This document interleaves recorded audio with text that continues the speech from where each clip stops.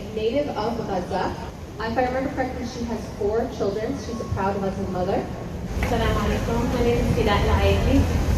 Like the majority of Palestinians in Gaza, my family is a refugee family. We're from the area surrounding Gaza. In 1948, we were displaced to the refugee camps in Gaza. So my family is in Mahadi refugee camp in the central area of Gaza. I'm standing before you wearing a very, very floral garment. This is, in Gaza we call it Awa'id Salah. This is the outfit that women, generally Muslim women, wear when they stand for prayer at home. This is normally not a garment that sees the light of day. It's strictly within home. But during times of war in Gaza, women have to be on alert constantly, just in case there is a bombing nearby that destroys their home, or they get a sudden call that they need to flee, or for any other reason. They're constantly dressed in these clothing, even at home when they're not in prayer, so that if they need to flee, they don't need to search for a hijab, or they don't need to find clothing to cover themselves. They can be ready to run at any moment. And so this has become sort of the uniform of Palestinian women from Gaza during wartime. If you've seen footage out of Gaza in the last 7 months, I'm sure you've seen women dressed in garments like these. So I'm standing before you in solidarity with the mothers of Gaza, the women of Gaza, and the outfits that have unofficially become the uniform of wartime in my homeland.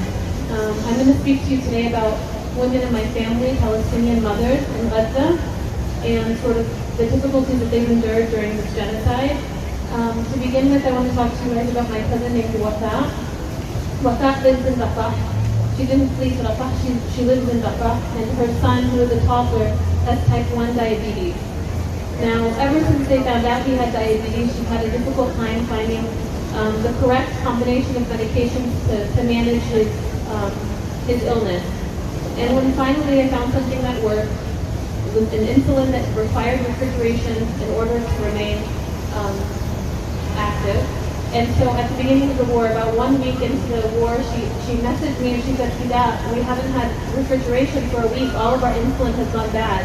I don't know what I'm going to do. We have to change his medication to something that doesn't require refrigeration, something I can have regular access to. And so without the consultation of his doctor, without any kind of medical experience or anything, she looked around for any kind of insulin that she could obtain that didn't require refrigeration so that she could maintain her son's blood sugar throughout the genocide. And just 2 days ago, their area in Rafah was leafleted by the Israeli military telling them that they needed to evacuate. Meaning that one pharmacy that has been supplying her with insulin for the last 7 months would also need to evacuate. Her only secure source for that insulin that he needed. So she bought up their entire supply, about 2 months worth of insulin, and now she has to run with her children, with her son that has type 1 diabetes and the rest of her children, in the hopes that wherever they go, they'll find a place that will also provide insulin if they run out. I have 2 other cousins that I want to share with you about today. One of them, her name is Yahin. She's a journalist in Gaza. At the start of the genocide, she was about 7.5 months pregnant. And in no way did she expect that she would give birth during the genocide. She didn't take any of the supplies that she had meticulously gathered in preparation for her child. She left the baby clothes, she left the diapers, she left everything that she had gathered in her home in Jabania, and she fled south as she was told by the Israeli military. As the weeks passed by, she realized that she wouldn't have any supplies to prepare for her baby. And this was her 3rd time delivering a child. She had all of her babies by C-section. She was then grew afraid that she wouldn't have access to anesthesia when she delivered her baby. As time passed, she scouted the hospitals in the central area of Gaza. She found one that had anesthesia. She made an appointment to have her C-section performed there. She went to the appointment without baby clothes, without anything, and they were able to perform the C-section with anesthesia, but because of limited supplies and sort of the rush that doctors are in these moments of genocide, as injured bodies are wheeled in constantly into the hospital, she hemorrhaged. It was handled wrongly, incorrectly, and she needed to have an emergency surgery in order to stop the bleeding. She nearly lost her life on that hospital bed. Thankfully, she and her child are okay now. Her daughter daughter's about 6 months old.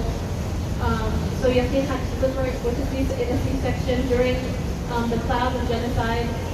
She wrote a piece for the LA Times where she described where she questioned whether her child would hear her voice singing to her first, or she would hear the explosions of missiles around her.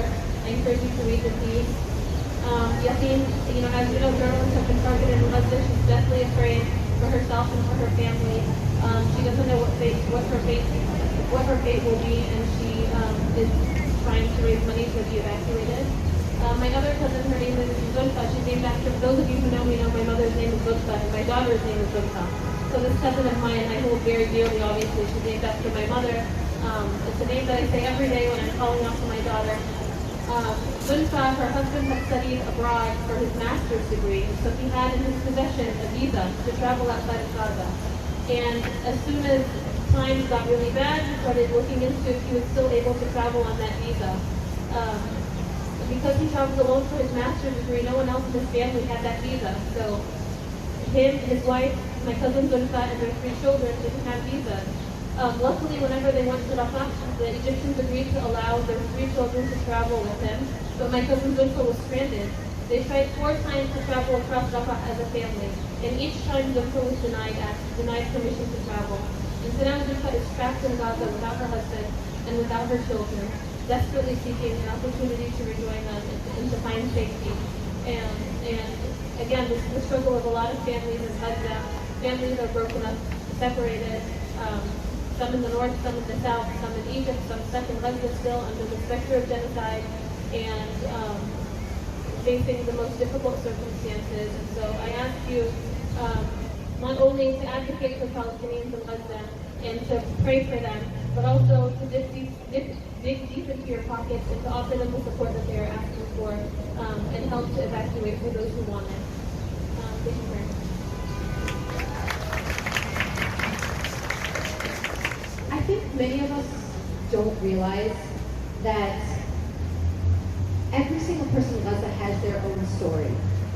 So we just heard the story of Fida's cousin Zulfa. We heard the story of a cesarean birth in a tent. And every single story that we hear coming out of Gaza has so much tragedy attached to it. But I want to remember that these are all people who had a life. They love things. I think the best way to put it is that we have to remember that we are not just here to fight violence. We are here to ensure that life proceeds, that after everything is done, that Gaza can be rebuilt and be a beautiful place again, so that people can experience the kindness and the joy of the Gazan people.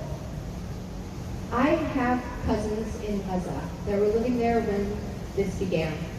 My mom's sister and their children.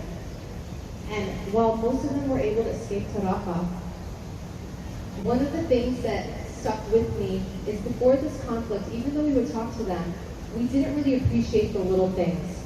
We also didn't appreciate all the little quirks of their personality.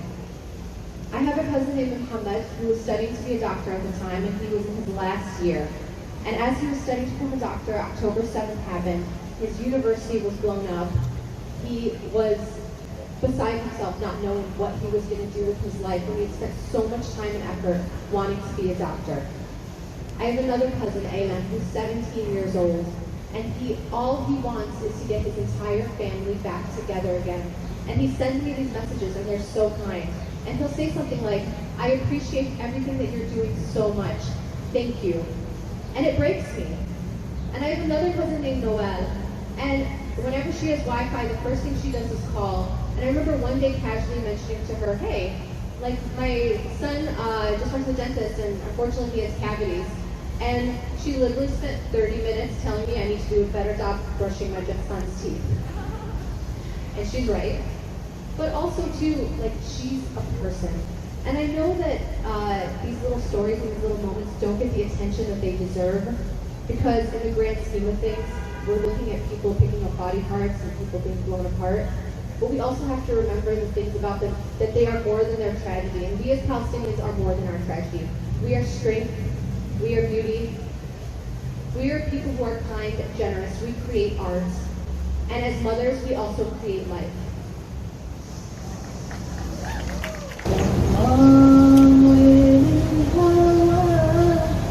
الله إليا درب الخناجر ولا حكم